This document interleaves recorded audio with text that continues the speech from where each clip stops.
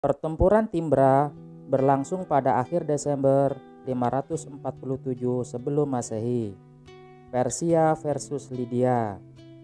Dan salah satu keunggulan taktis Persia saat itu ialah penggunaan kereta sabit. Kereta sabit Persia sebenarnya merupakan kereta perang biasa yang kemudian dimodifikasi dengan bilah sabit yang dipasang di setiap sisi roda. Bilah diperpanjang secara horizontal sekitar setengah meter ke setiap sisi roda. Jenderal dan sejarawan Yunani Xenophon yang lahir pada tahun 430 dan wafat tahun 354 sebelum Masehi. Ia menyebutkan bahwa kereta sabit pertama kali diciptakan oleh Cyrus the Great. Maksudnya ialah Raja Agung Zulkarnain pertama. Lalu ia berkata, ini kereta sabit Persia memiliki sabit tipis yang menjulur dari as roda dan juga di bawah kursi pengemudi mengarah ke tanah. Lebih lanjut dia berkata, keunggulan taktis Cyrus adalah kereta sabit. Ini adalah mesin kereta perang yang berpotensi mematikan dan mengganggu formasi musuh. Karena bilah sabit mematikan di rodanya itu akan memotong jajaran front infanteri musuh. Lalu dia menggambarkan ciri-ciri kereta sabit itu sebagai berikut. Dengan roda yang kuat untuk menahan goncangan benturan, dan as roda yang panjang dengan prinsip bahwa basis yang lebar lebih kuat, sedangkan tempat sais diubah menjadi apa yang disebut rengga, dibuat dari kayu yang kokoh dan mencapai siku, memberikan ruang bagi saisnya untuk mengendalikan kuda di atas pinggirannya. Sasinya sendiri dipersenjatai lengkap, hanya matanya saja yang tidak tertutup. Kereta perang ini memiliki sabit besi sepanjang 2 kaki yang terpasang pada as di kedua roda. Begitulah jenis kereta perang yang diciptakan oleh Kores dan masih digunakan hingga kini oleh bangsa-bangsa taklukan Raja Kores yang agung.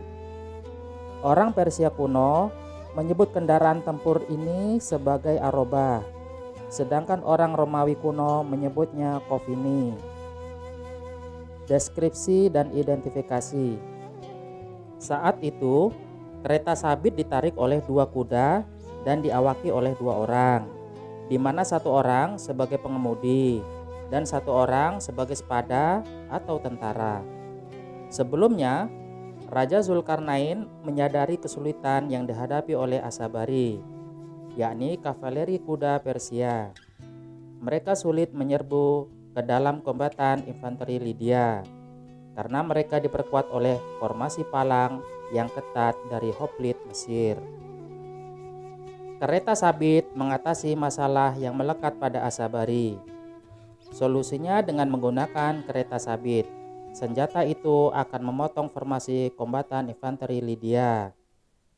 Mesin tempur tersebut sebagai senjata ofensif dan paling cocok melawan infanteri di daerah datar dan terbuka. Itu karena kusirnya memiliki ruang untuk bermanuver. Komandan kereta sabit. Pada masa pertempuran Timbra, Raja Agung Zulkarnain menggunakan 500 kereta sabit. Dengan demikian, jumlah personilnya ada 1000 sepada atau tentara. Itu setara dengan satuan Hazarabam dan dipimpin oleh seorang Hazarapati, artinya komandan 1000 sepada.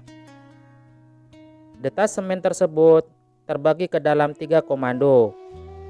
300 kereta sabit itu berasal dari pasukan elit Amartakara atau Immortal Persia, 100 kereta sabit dari Media, dan 100 lainnya dari sekutu Assyria bangsa Kurdi. Dan saat itu mereka dipimpin oleh Hazarapati Abradates dari Sousa, Persia. Komparasi 2 jenis kereta perang.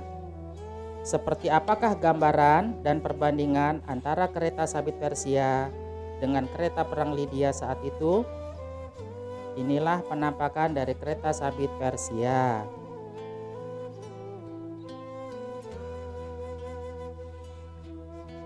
Dan inilah penampakan sekilas dari kereta perang Lydia yang tidak dipersenjatai dengan sabit.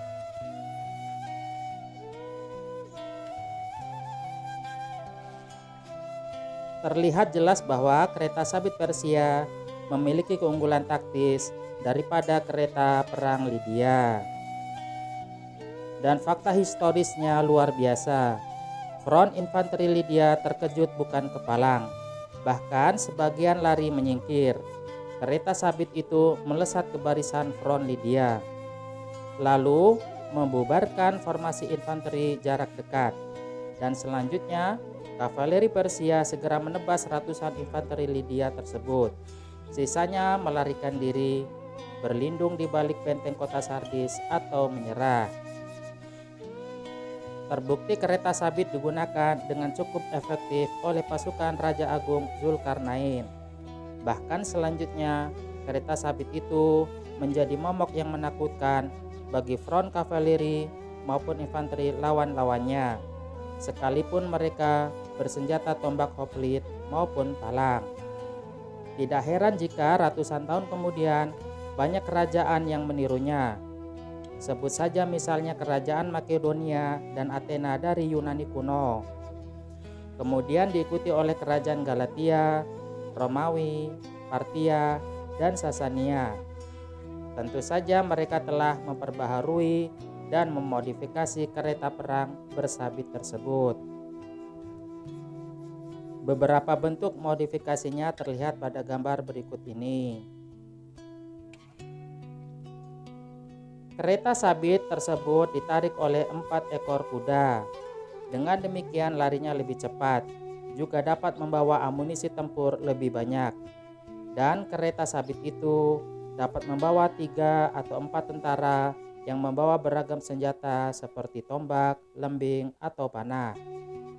Bahkan kereta perang tersebut telah ditambahkan senjata tombak bermata 3 hingga 4 yang menghunus ke depan sejajar dengan dada pasukan infanteri lawan.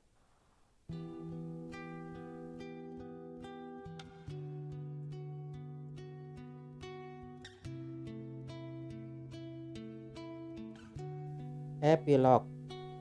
Selama 2 abad lebih, Kekaisaran Persia Akhemeniah yang dipimpin oleh Raja Agung Zulkarnain selalu terdepan dalam inovasi industri kendaraan tempur dan senjata perang. Sangat rasional jika mereka menjadi pemenang pertempuran dan pemimpin peradaban. Pada masa itu, mayoritas bangsa barat atau Eropa masih disebut bangsa nomaden Bulgarian. Artinya masih telanjang karena belum mengenal cara berpakaian. Namun, mengapa sebagian orang Iran modern justru ingin hidup ke barat-baratan?